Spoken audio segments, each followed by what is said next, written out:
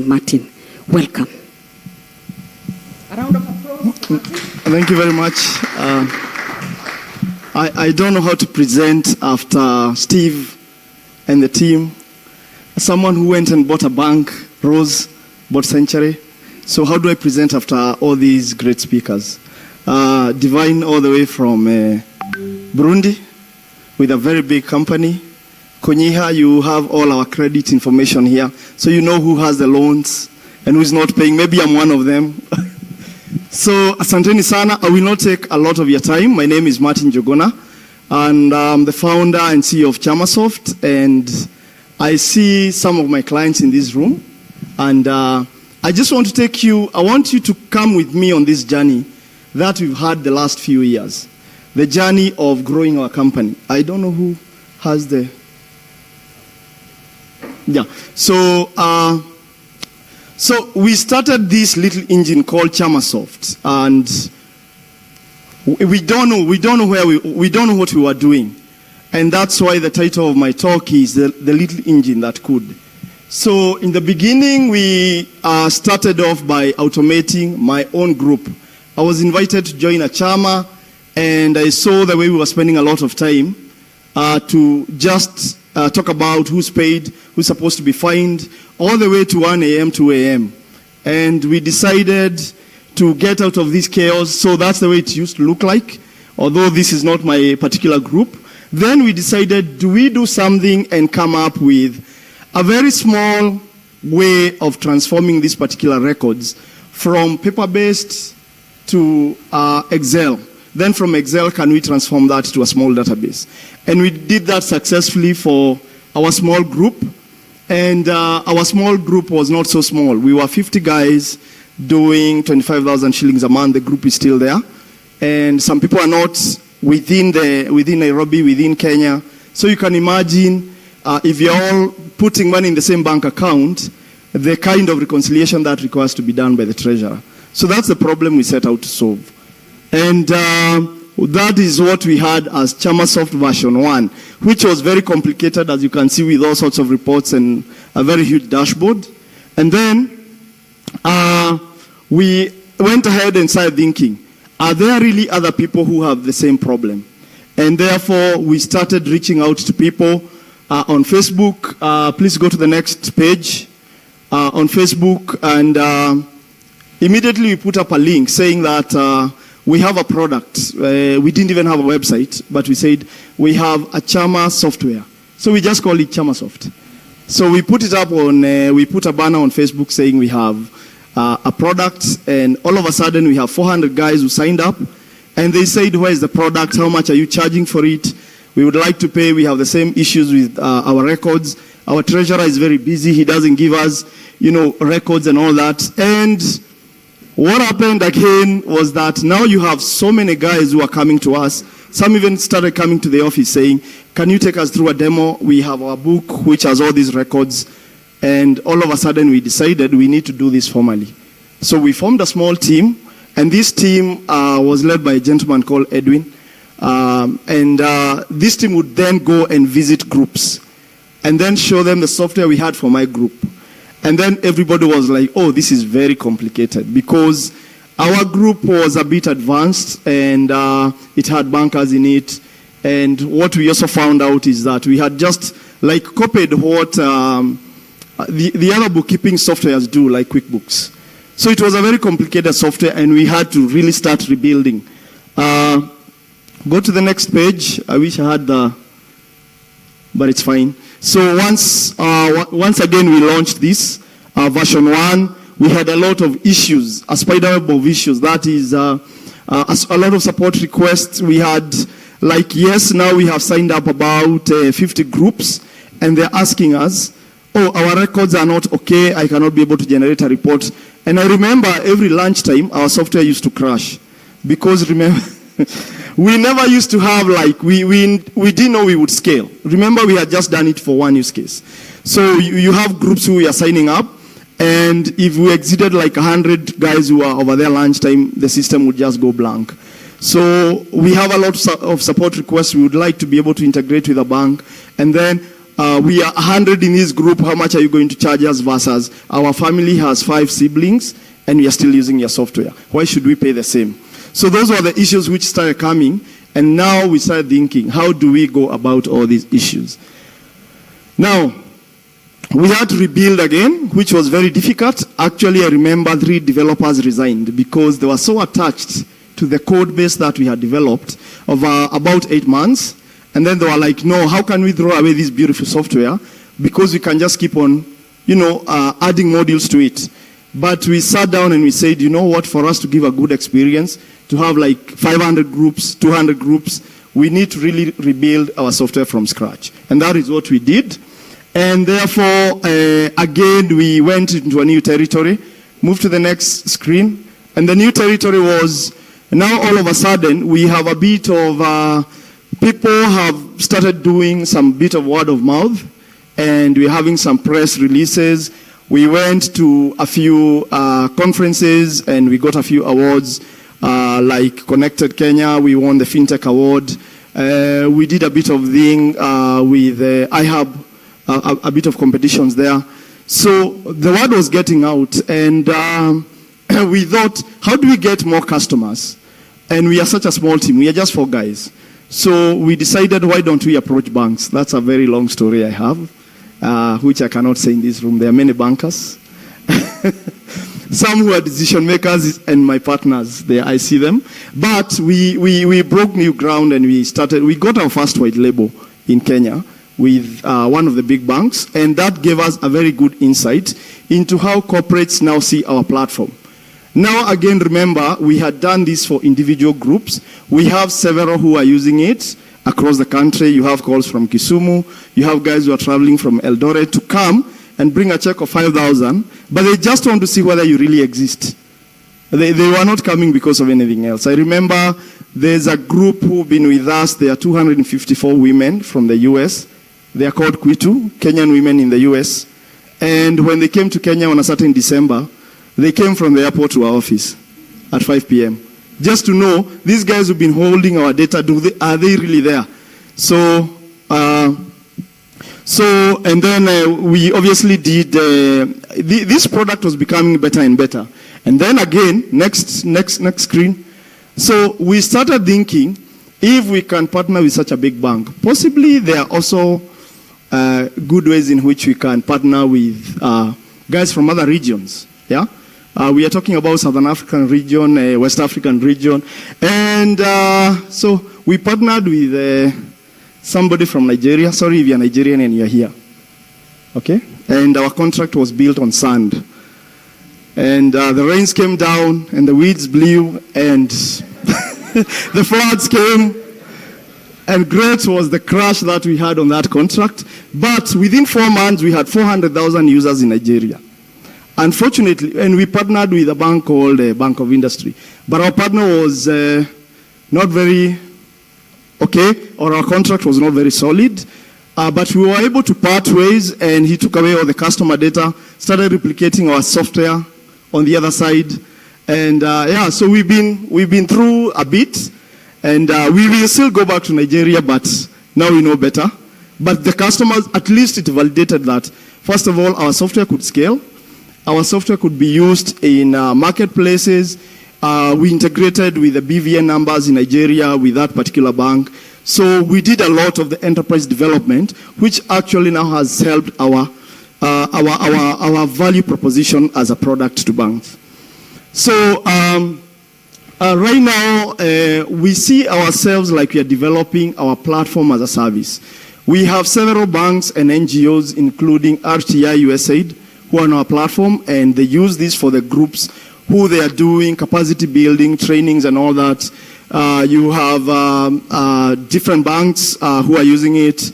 I heard you guys talking about the Hustler Fund. We are enablers of that with KCB. So, what I would like to say that now where we are, we're going to move very quickly to the regulated space, whether we like it or not.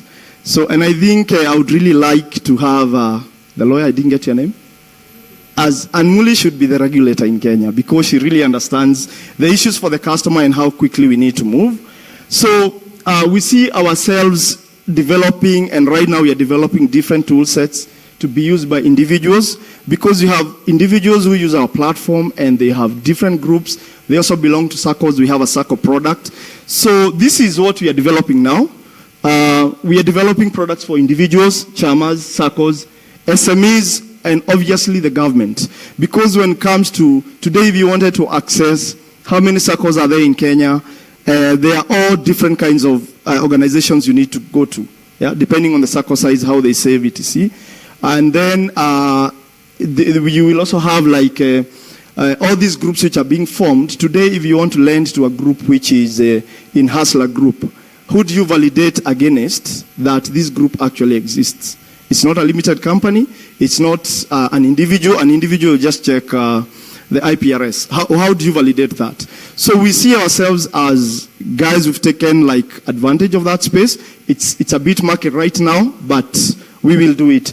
And then obviously we will need to work with different players, the banks, the microfinances, to develop different savings products, to develop insurance products, so that when we approach branch can be able to on-lend to our customer base. So we need just to do a connection. They do what they do. We are not in lending. We would like other people to come and lend.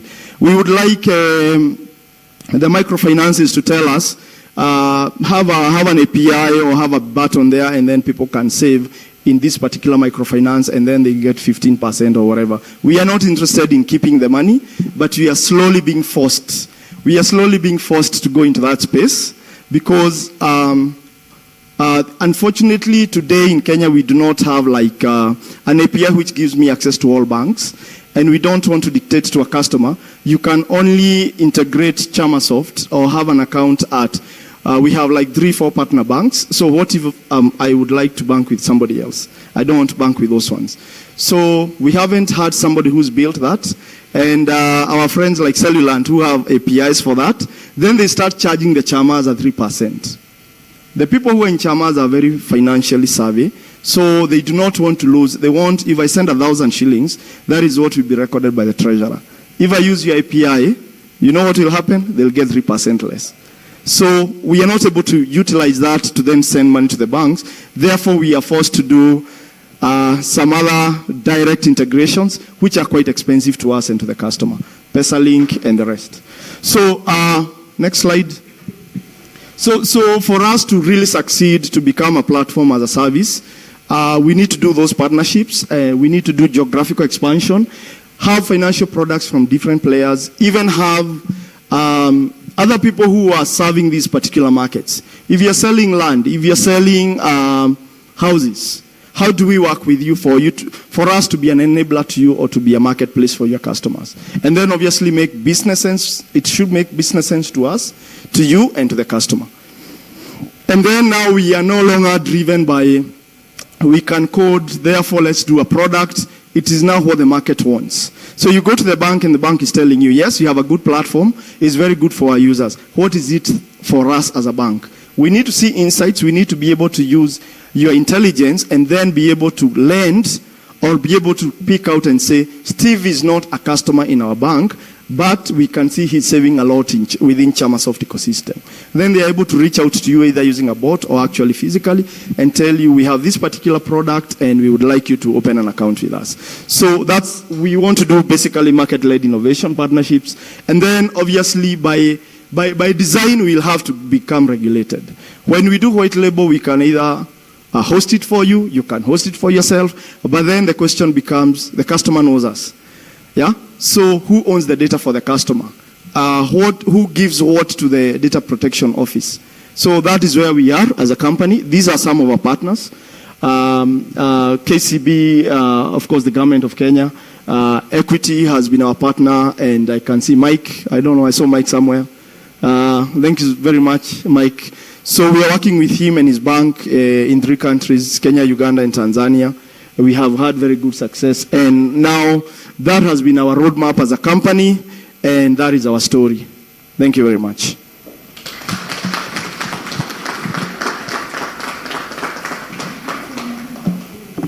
I have not said anything about OMP. Yeah, so I'm currently a student here. I came to apply to become a student 3 years ago, picked the forms, went and filled, kept them somewhere. Came the next year, filled the forms, kept them somewhere. COVID came, I'm not going to school. So my wife came and paid for me the program, the deposits, and said, you have to go to school. So that's why I ended up here, but I really like it. We've just finished our first week, last week, and I don't know how they conspired. They elected me the president of the class, and we really are gelling very well in the class because we've met different people from different sectors. Actually, we are only 2 from software. I think you've done the program. So then you have a lot of guys from real estate, you have guys from manufacturing, and I see a lot of businesses already being done within the class. So it's a very good place to do networking. I think I've already gotten my worth, the worth of my whatever we are paying for the fees within that particular week. And yet we have 3 more weeks to go with a module which we'll do in Nigeria. So I hope by the time I go to Nigeria, I will have the muscle to do the right thing and build my house on a rock in Nigeria. Yeah. So it's a very good program. Yeah. Thank you. Don't ask me hard questions, but you can, just a few. Okay. Any question for Martin? Maybe 1 or 2?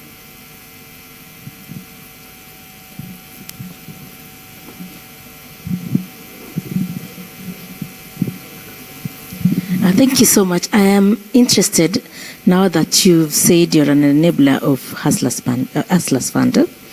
Now, have you thought about the table banking? Because it is a huge opportunity for you, because many of us, like for me, we have a portfolio of around 10 million in our table banking under Joyua. So maybe you can talk about it. Thank you.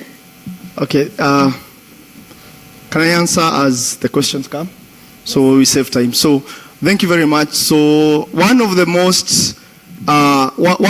key drivers of traffic to our website is the word table banking. If you do table banking right now on Google, you will go to our website. We have a lot of groups that we are automating, because what they do, they basically give money on the table. Some money goes to savings, other money goes to lending, but they use our platform to do record keeping. I think this is where we need to partner with Rose and Wanjiko and the rest of the guys who are able to keep the value. Because one of the reasons why we give the treasurer a lot of work, we don't have an end-to-end solution. You just record if you don't have one of our key partners, one of the banks. But if you're able to partner with different players in the ecosystem, then you can just see your money where it's seated in the bank, and whenever it's deposited, then you're also able to draw it. So yes, we have a lot of table banking people, and I am with Tiffany from my team, and she's going to come and see you, and I'll also see you. Then we sign you up. One last question?